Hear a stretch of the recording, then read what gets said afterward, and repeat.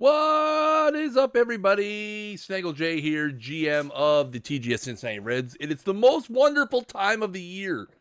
It is time for the annual tier list video as I break down all of the Reds from 2030. Now, there are some limits here. As per usual, I limit hitters to those who had 100 or more at bats, and pitchers to those who had more than 50 innings. I have the tier list grid before you. Let's go and break it all down. Let's start with before we get started, maybe you could take a guess who you think is in the S tier.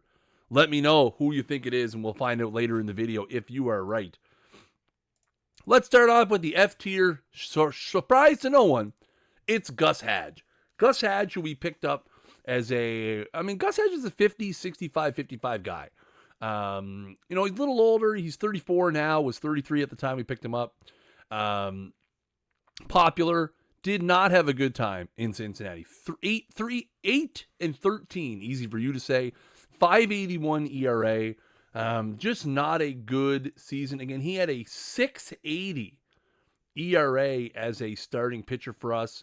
Again, while he was brought in mainly to be a veteran stopgap, couple million in the middle of the rotation to try and eat some innings and put some butts in the seats. Just an absolutely abysmal season. Definitely well deserving of the F tier. Let's move on to the D tier now. And our first D tier guy is Roman Tannen, our utility infielder, more of a backup guy. I think maybe D here is a little mean, a little aggressive. But again, Tannen really just didn't do anything well. He didn't hit well. He didn't play the field well. When you have a utility backup guy, you need him to do some things well. My hope is he can bounce back a little bit, find a little more consistency with his swing, maybe get him up around that 250. I know that's being aggressive, but again, he has some good fielding ratings, but again, just not a very good performance from Roman in 2030, and he finds himself in the D tier. Next to him in the D tier is Keegan McDonald. This one might be a little aggressive as well, because what we had Keegan McDonald brought in for was to be a left-handed hitter, which he did not actually do that badly. His left-handed hitting was actually pretty good. He's 765 OPS, 253, 322, 433 slash, but again, just not contributing when he did get a chance against righties. If there was an opener situation or they made him turn around, he was absolutely dreadful. Again, as a guy we brought in to fill a certain job, yes, he did the role not awfully, but I expected more. And McDonald now, he has moved on with his life, and we wish him all the best. Next up in the D tier is probably someone that this is more on me than anything else. It's Jonas Guzman, one of our big prospect starting pitchers, who comes in with 65 movement, 50 control, had a really rough time in his first debut with the club. A 5.90 ERA, 100 hits in 82 innings, giving up almost 11 hits per nine. Not a lot of strikeouts. 328 BABIP is likely a little bit unlucky, although in our park, I really don't think you can expect him to be much better. But the big turnaround is a 15% drop in ground out percentage. Huge for him. So again, Guzman, a lot of years left. He's only 23. He'll be 24 around opening day. We expect better things. I think Guzman, this is more of a motivational tactic. Because all my players watch this list. I fully expect Guzman to be better than his 2030 version. Next up in the D tier, we've got Kieran Allman, a guy who took some massive steps backwards. So Kieran Allman was a Rule 5 pick from the Yankees, had a really good year last year. 25 saves, 3.22 ERA, was almost a win above replacement. This year, his ERA ballooned by a run and a half. His K rate took a big drop. He went from 11.5 Ks per nine to 9.3. His walk rate went from 2.1 to 3.8. So everything just going in the wrong direction. His whip went from 0.98 to 1.42. Just, again, not a great season. Allman at this point finds himself on the bubble on whether or not he's going to make the team next year, whether or not we decide to go in a different direction. Just a really disappointing season for a guy a year after having a really, really good season. We'll see if he does get the chance in 2031, if he can bounce back and maybe find some middle ground. Last but not least, we have Josh McDunn. Again, maybe a situation where we put a guy into a bad spot where maybe he wasn't ready. But holy hell, did Josh McDunn ever get pummeled in the big leagues. 7.11 ERA, 1.79 whip, 13.4 hits per nine. Now, again, that's fueled by a 351 BABIP. Again, 351 is very unlucky. I think in our park, you could probably expect that to be closer to 310, 315. But again, just a very, very rough go for Josh McDunn. Again, much like Jonas Guzman, there's some potential here. Let's see if he can figure it out and come back in 2031 and be better. Let's move to the C tier now, and our first guy in the C tier is Josh Brecken. Now, Josh Brecken, one of the early heroes of our franchise. You will remember his run at the all-time doubles record in 2028, our first season, where he finished with 61.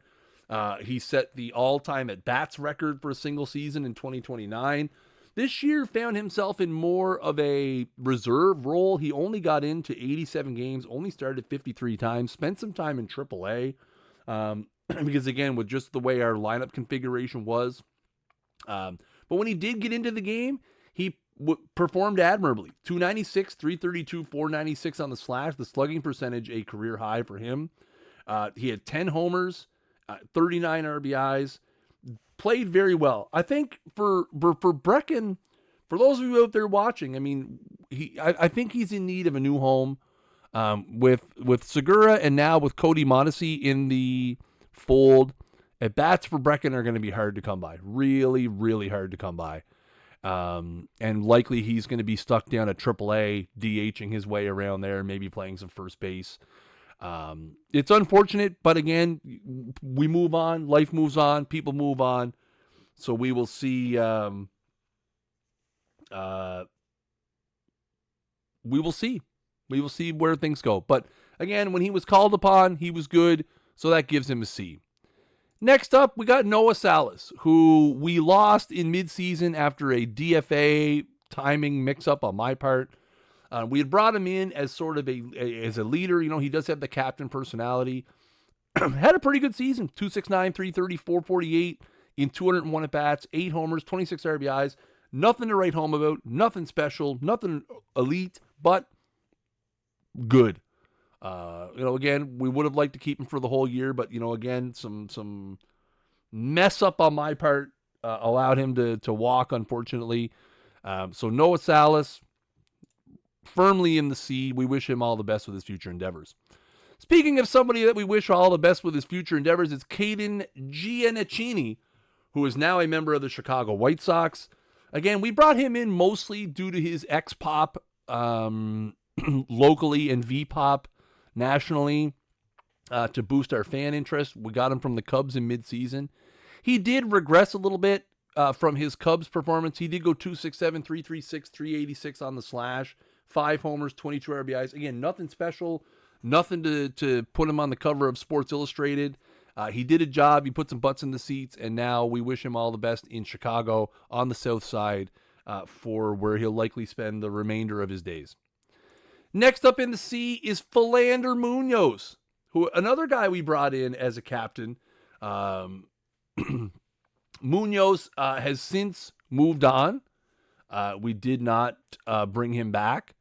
Again, 240, 315, 318, which is about what you expect. He's more of a defensive guy with 55 outfield range, 70 air, and 80 arm. And we did get some nice outfield. When he was in the outfield, he did have 3 assists in 20 games started. He wasn't super great with the ZR, as he was almost -4 in less than 200 innings. But again, he was good. He kept the glue going in the room. One thing that was very, very good for us is our player happiness at the big league level was bouncing between content I think it's happy and ecstatic for the majority of the season, which was great. You love seeing the guys be happy. That helps so much with them. So for keeping the guys going, keeping the guys happy all year, Philander Munoz ends up in the C. Owen DeRuin, who, again, another one of these guys that, this was his first crack at the big leagues for us. He had a cup of coffee in 2028 with the Angels as well. But this is one of those things where he just, he was 14-7. Okay, hey, wins and losses, great. 5.08 ERA, 163 innings. The K and walk rates, not great. 6.7 and 4.4 respectively. But again, he was just an average guy. He was a slightly positive wins above replacement after posting a 6.3 in Double-A in 2029. Again, DeRuin, kind of these guys, where I do think he can be better. He's a 55, 60, 45 guy, so obviously the walks are going to be a concern. 4.4 walks per 9 is a lot. But again, I do think there is a possibility that he could be a little better. So again, 55, 60, 45, great stuff there. So we will see what he can do. So again, a good performance puts him in the C, and we'll see what happens as the rest of his career plays out. Again, young guy, 24, he's going to be 25 in a couple sims here. So we'll see. So Owen DeRuin in the C. Neil Siddle, who again has moved on, finds himself in the White Sox organization now as well. Was our wins above replacement leader, at least according to the in-game version of the stat. Siddle would have been a lot better if August and September really didn't happen. I mean, realistically, this was a tale of two seasons for Neil Siddle. Neil Siddle's ERA by month: April 3.52, May 3.29, June 4.19, July 6.04, August 6.84, September 6.65. So just an absolute change. Something happened in July that absolutely derailed his season. He was sitting at 2 wins above replacement through April, May, and June, and then finished the season at 2.1. Again, overall, when you look at the entirety of his body of work for the season, 4.91 ERA, 161 in the third innings with 155 Ks. So the K and walk rates are great. 8.6 Ks per 9, 2.5 walks per 9. Again, I think he had the potential to be having a B season. I do think there is an environment and a park out there where he can be an elite starter. That's not going to be Great American. It's not going to be with us. We will see what he does. But again, a very C-worthy performance from Neil Siddle. We keep going through the C, and we got Luke Engel, who was our Rule 5 pick from Cleveland last year. A very high potential reliever. He's only 23. Will still be 23 when opening day rolls around next year. He does still have some potential to grow. He's got 15 points of stuff out there that he can get into. Another 5 points of movement. A pretty good season all around. I think Engel was probably borderline B, to be honest. 3.68 ERA across 85 and 2/3 innings, 73 strikeouts, 31 walks. Again, I think the big thing for him was the 16-13 shutdown to meltdown ratio is that's a little scary. When Engel gets beat, he gets beat hard. He doesn't just give up one run. You look at his last 5 performances, 4 of them scoreless, and 1 of them he gave up 3 runs. That's a lot of Engel. When they get to him, they get to him bad. He had a lot of multiple run performances this year. He had a couple of 4-run performances, 3-run performances. I find he'll go like 6, 7, 8 games with a perfect, and he'll give up a couple of runs.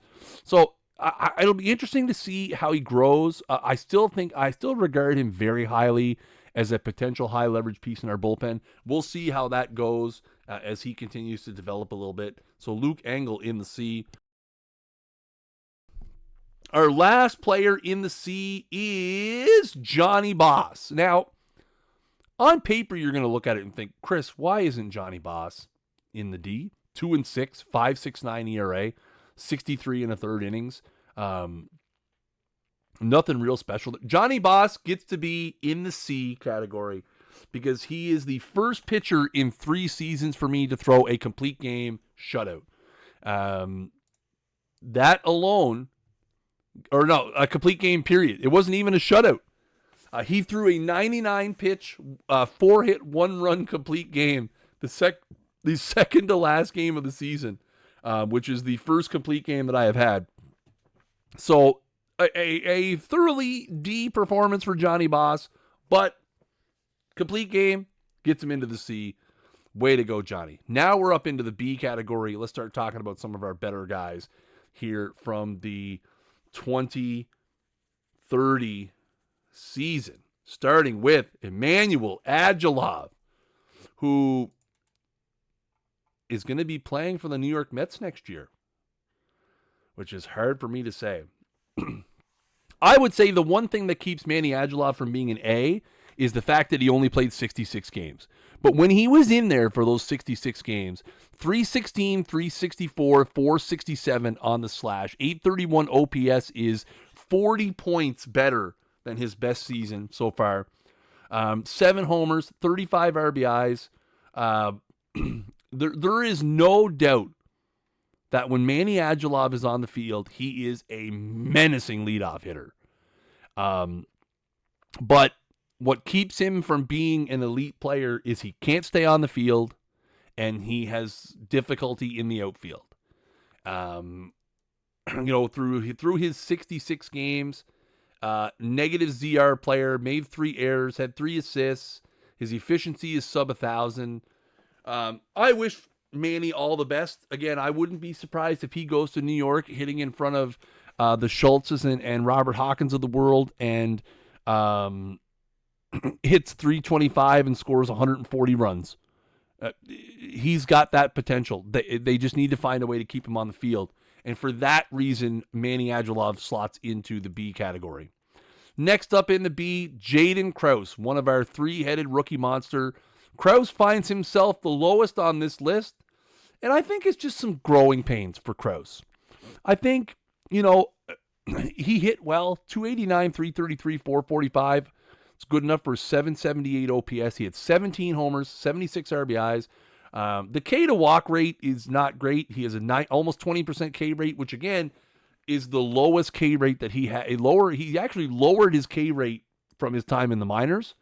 5.5% walk rate. You'd like to see that a little better. I mean, he only has 40 I, so I get it. He did have 40 doubles. I think the big thing for Krause is he is a massive defensive liability at second base. Negative 6.4 ZR, made 19 errors. Again, we're playing him at second base mostly because that was where we had the need and where we could fit him in immediately. I think long-term, the plan is going to be to move Krause to one of the corner outfield positions, especially once Noel Carlson is ready to come up, where I think you will see Krause thrive a little bit on the defensive end when he moves to the outfield and can take advantage of that 60 range. But again, a very good debut season for Krause. The big concern with Krause is the injuries. He had 5 different injuries this season: a back injury, a strained oblique, strained rib cage, a mild hamstring strain, a hand contusion, all of which caused him, I think several of them caused him to miss time. A couple of those were day-to-days that overlapped each other, and we actually put him on the IL for that. So again, health is going to be an issue with Krause. But I love what I see from our 2028 number 1 first round draft pick, 18th overall. So we will see what happens as we move to the next phase of his career and what his sophomore season brings. Next up in the B Cat is Harlan Lujan, who, again, another guy that we've moved on from. A lot of guys on this list are going to be playing for other teams, as Lujan now a member of the Oakland Athletics. Again, the big thing for Lujan was he's 24. He was always a bit of a bat, never much of a fielder.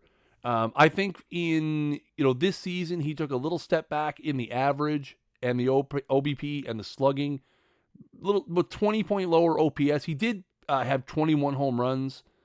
The strikeout to walk rate, he's got about a 16-point spread there. He did 23 doubles. So for what he does with the bat, he's acceptable.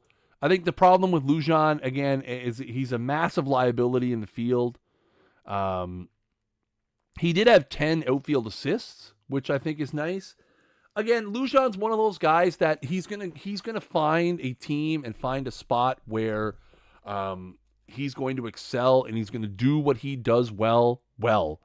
And that is, he puts the ball in play. He has a little bit of pop. He doesn't strike out a ton. And we'll see where he goes. For us, he was a good B performer. I loved having him. I hated to trade him, but you know what? With the moves that we've made that we're going to talk about in the next episode of BRM, I think it was time for him to move on. So a B season, and wishing him all the best, which I felt like we've said a lot of times.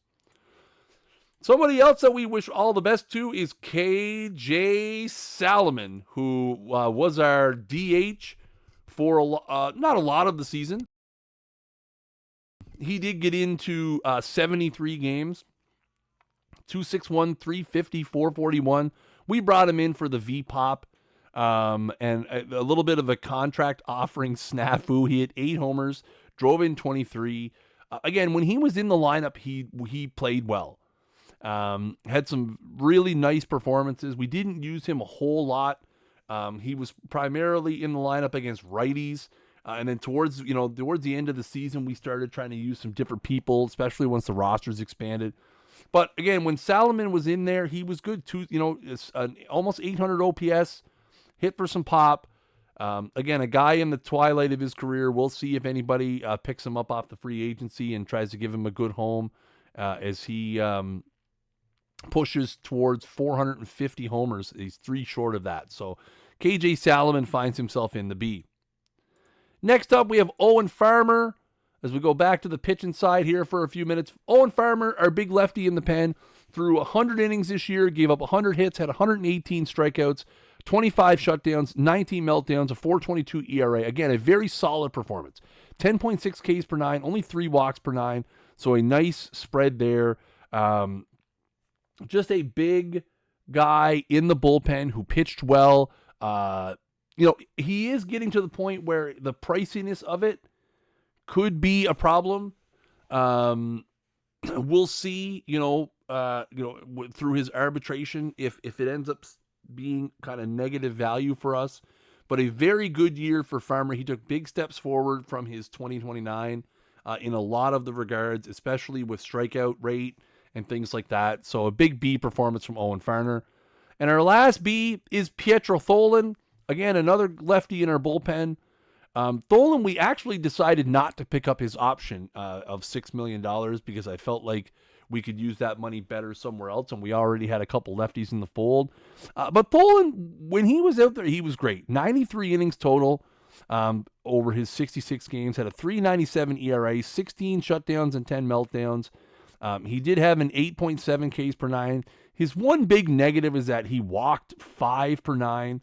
But again, pitched well, kept the ball in the ballpark, wasn't a huge liability. Again, he just ended up being a casualty of having a team option and us feeling that $1.5 million for him to play for somebody else versus $6 million to play for us when we could use that money elsewhere. Would have liked to bring him back, but again, financial casualty of where we're at. Good season. Wish him all the best. Our first A tier is Redford Jones, our rookie third baseman. Again, the second of our 3-headed rookie monster. Almost 600 plate appearances, 29 homers, 76 RBIs, 263, 324, 480 on the slash. with an 805 OPS, which again, those numbers are all kind of below his AA and AAA stats. He did see his K rate go up and his walk rate go down, but I think those are things that, he's going to make adjustments. Again, he still has a little bit of home run power and gap power to fill out. He has 5 points of each. Redford Jones, to me, I don't think I expected him to hit 30 home runs. That was a very nice surprise. I expect him to continue to take leap forwards. He does have some guys in the minors that could push his time at third base, namely Scott Rothman. But I'm looking forward to see what Redford Jones does in season 2. A very good season for him. 2 doubles and a homer away from the 30-30 club. Very A-worthy performance. Next up, we have Woody Coons, the 2030 National League Rookie of the Year in an absolute highway robbery over Gabe Moyo. 29 homers, 98 RBIs, 292, 355, 517, good enough for an 873 OPS. He also had 28 doubles, so again, exactly like Jones, 2 doubles and a homer away from a 30-30 season. Couple of knocks on Coons. He's not great in the field. I mean, he's not a complete and utter liability. He did get exposed a lot because he's more of a V right guy, but once Manny Agilov went down with injury, he's found himself playing against both sides. But against righties, 316, 386, 565 with 22 homers, 24 doubles. So he absolutely just pummels righties. Again, he had a bad couple of months down the stretch. Really bad September. Again, he was Rookie of the Month in May, June, and July. And then August and September kind of took him down a wrong path. But a very good season for Coons. Again, the guy that we picked up as part of the same as Redford Jones. Both guys came over in the Lincoln Lanu trade. I could not be happier with how that has gone so far. And very A-worthy performance from Coons. Everett Ledford, a guy who, you know what? I had some people kicking the tires on Everett Ledford for the last couple of years, thinking that he has a quirky little profile, 50 contacts, 70 gap power, 55 avoid Ks. He's bounced from 75 to 70 range. He did dip down to 65 there for a little bit, but has since got it back up to a 70. What an interesting season he had. Again, up until probably early September, he was in the running. He was in the top 3 for a batting title, and then he hit 245 in September.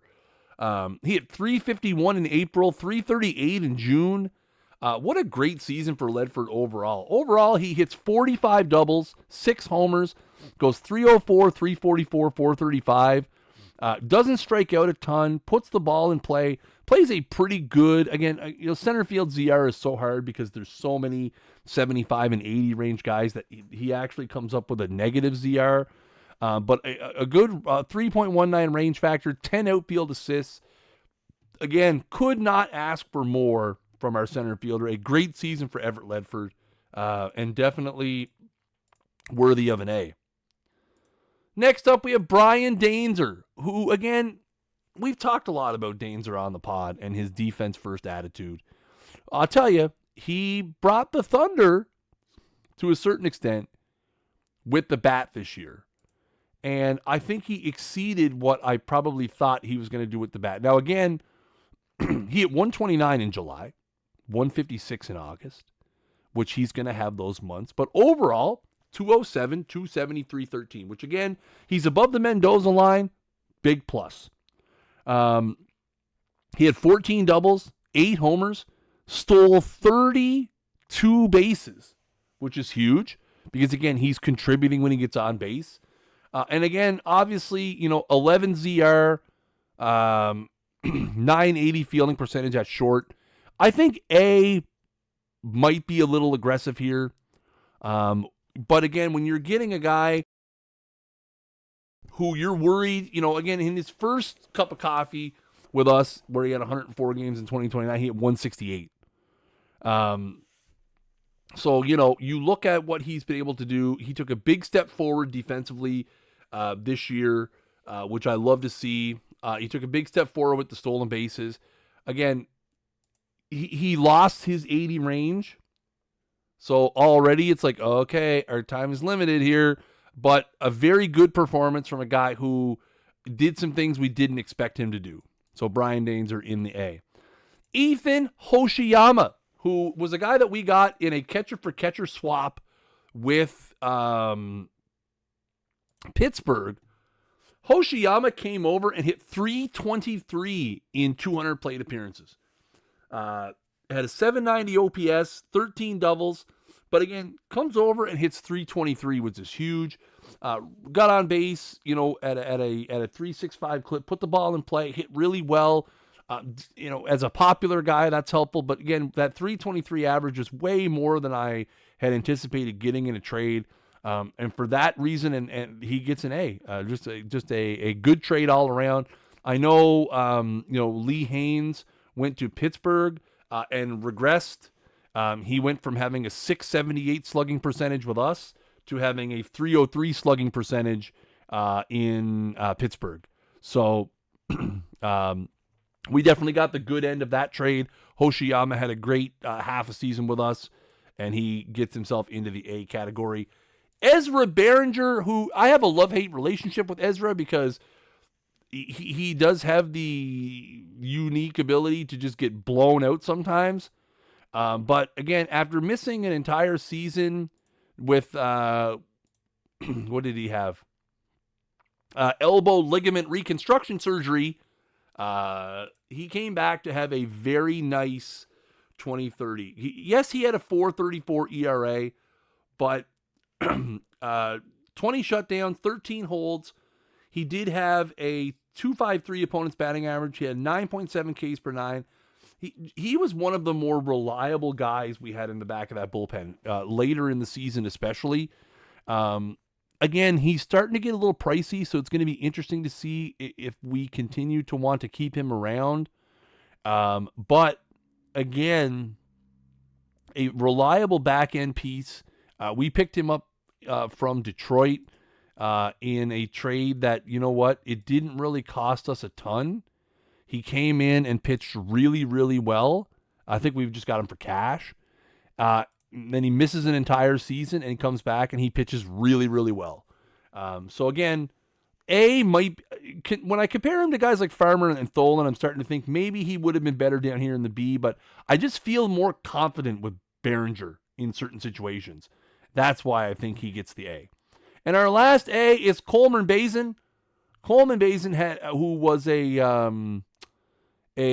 trade that we made with the Yankees in the middle part of the season. We gave up a couple of minor leaguers to get him. He pitched really well for us. He had struggled in 33 and a third innings with the Yankees. He had a 5.13 ERA, and I felt like, he could be a lot better for us. He ends up logging 65 and 2/3 innings at a 2.74 ERA, plus 8 shutdown to meltdown rate, 11 holds, 11.1 Ks per nine, 3 walks per nine. Really, really solid. Again, a guy that I have built a lot of confidence in the bullpen. His spark plug personality helps as well. Again, we're looking forward to see, a guy who's in arbitration. He's getting pricey. He's 30. But a great season from Coleman Bazin, a good trade for us to have him picked up, and we'll see where he goes from here. And last but not least, you all know by process of elimination who this is. Our S-tier player for 2030 is Rico Segura. What else can I say about the season that Rico Segura had? 47 homers, 122 RBIs, 111 runs scored, 277, 351, 580. Good enough for a 931 OPS, 4.9 wins above replacement. He set the all-time Reds single-season home run record. He got some MVP votes. He was flirting with 1,000 OPS. Again, another guy that had a really struggle-filled September where he had 202 in September. Up until that point, he was flirting with 1,000 OPS and 50 homers, and then he kind of limped home with 4 homers in September. But again, not enough nice things I can say about Rico Segura's season. Extremely popular player, and all of that for $14 million. So when you're paying less than $3 million per win, that is absolutely huge. A great season for Rico Segura, and now he'll have the protection of Cody Modesty batting behind him. So could be some really big things for Segura as he enters a contract year at 31 years old, and he, what will likely be his last season with the Reds. He's not interested in listening to extension offers, and to be honest, it would probably be more pricey than I'd be willing to pay. But a great season for Segura gets him in the B category. So that is going to do it for the 2030 tier list. Let me know. Obviously, there's a couple of debatable ones. I mean, as you could hear, even going through this, there was a couple I was like, maybe I should have did it this way. But thank you guys so much for watching. And until next time, keep swinging for the fences.